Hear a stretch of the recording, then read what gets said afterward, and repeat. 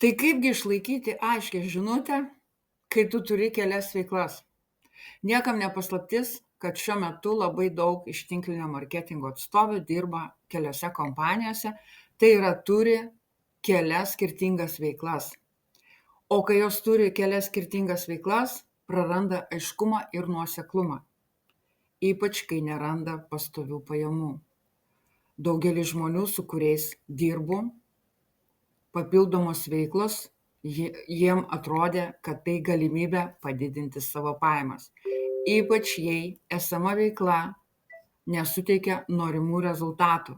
Tai gali kilti iš abejonės dėl esamos veiklos pelningumo ar asmeninių gebėjimų pasiekti finansinį tikslą. Tačiau, ar šios abejonės yra pagrįstos? Pabandykime pasitikrinti. Ar tikrai šioje srityje niekas nepasiekė sėkmės? Ar niekas nesukūrė svajonių gyvenimo su ta pačia verslo galimybe?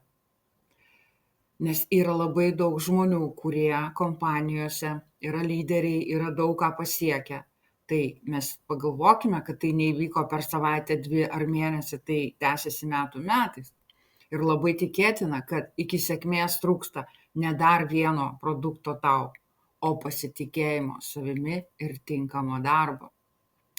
Pavyzdžiui, tinkamas veiklos planavimas, aiški komunikacija, gera pardavimų sistema ir darbo įgūdžiai gali turėti didesnę reikšmę nei tai, kokią veiklą tu renkiesi. Mažas klientų susidomėjimas ar pardavimų skaičius ne visada sprendžia, pridedant naujas veiklas. Su tinkama komunikacija gali pritraukti idealų klientą, nesvarbu, ką tu siūlai. Žinoma, asmeninis domėjimasis taip pat prisideda prie gerų rezultatų. Jei tu turi kelias veiklas, svarbu tinkamai paskirstyti savo dėmesį ir energiją. Tavo potencialūs klientai turėtų matyti pridėtinę vertę, kad turi tu įvairių pasiūlymų. Net ir turint skirtingas veiklas, galima sukurti nuoseklumą komunikacijoje, kad potencialūs klientai greitai suprastų, kokią vertę tu turi. Išties gali būti pasirinkti vieną veiklą ir atsisakyti kitų, tačiau tai nėra vienintelis kelias ir išeitis. Aiškumo gali suteikti ne vienas pasiūlymas, bet bendras problemų sprendimas, ką tu siūlai. Kiekvienas tavo pasiūlymas turi spręsti konkrečią problemą.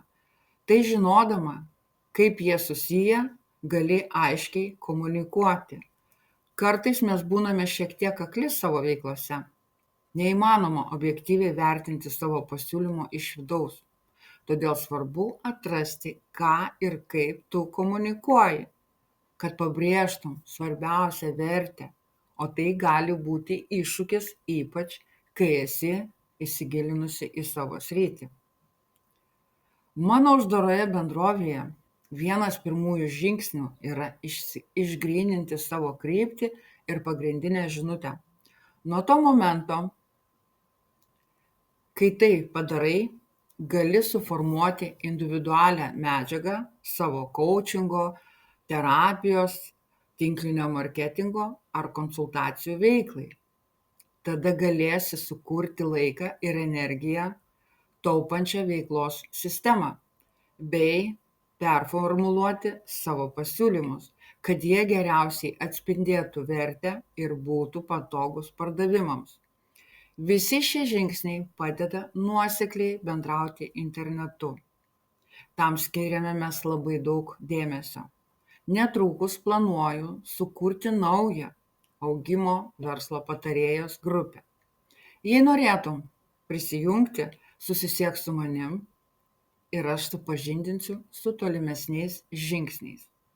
Gali parašyti po video norėčiau daugiau informacijos arba tiesiog parašyk man privačiai ir mes su tavim pasikalbėsim. Jeigu tau patiko šis video, padėk laiką arba širdutę, o jeigu tu manai, kad tavo draugų rate, pažįstamų rate, kai kam irgi būtų įdomu paklausyti šio video, pasidalink su juo ir parašyk komentaruose: pasidalinau.